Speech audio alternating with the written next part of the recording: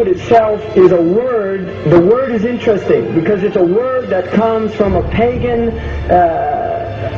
Hollywood is the holy wood, and it was the wood that the magical wands were made out of in the pagan sorcery, magic.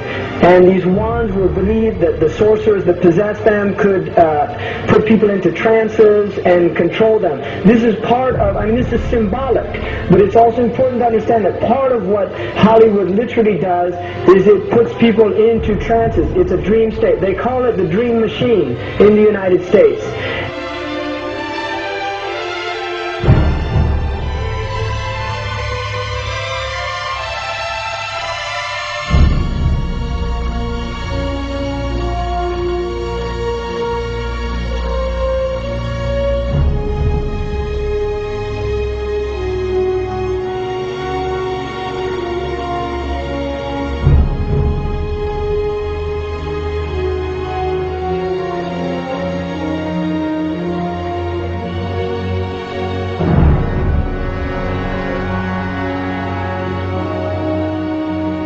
Creates fantasies for people. It puts people into these things. Now, one of the things is interesting that in the part of what's done in movie theaters, in darkened rooms where people watch television, is literally a trance state that occurs through what's called suspended state of disbelief. You enter into a state, you suspend your disbelief and enter into a state whereby you begin to believe what you internally realize is imagination.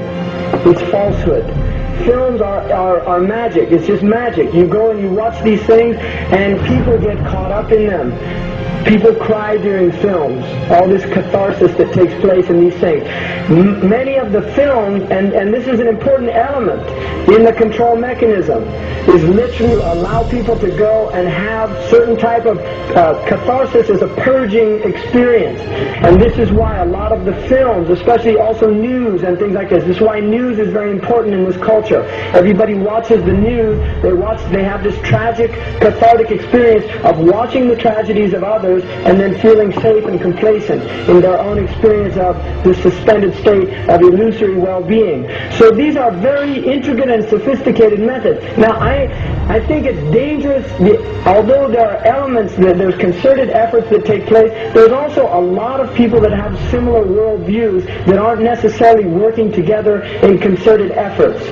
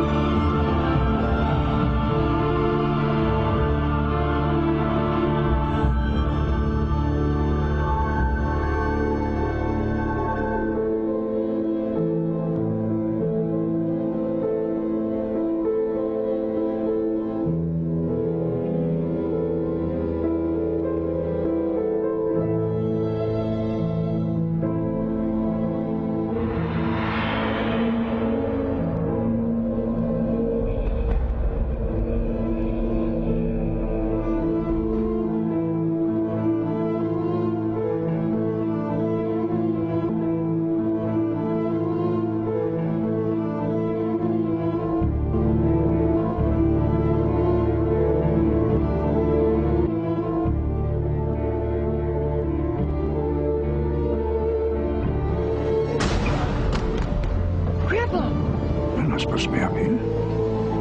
Looking at her? I just wanted to know. No. Well, you're old enough enough, I suppose. You should know the story.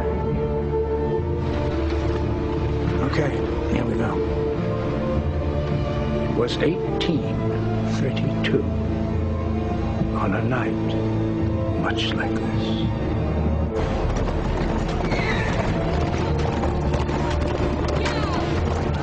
Charles Carroll was the last surviving signer of the Declaration of Independence. He was also a member of a secret society known as the Masons, and he knew he was dying.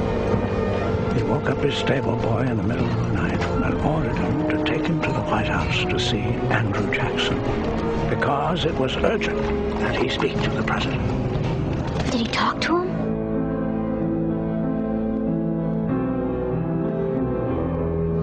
No, he never got the chance.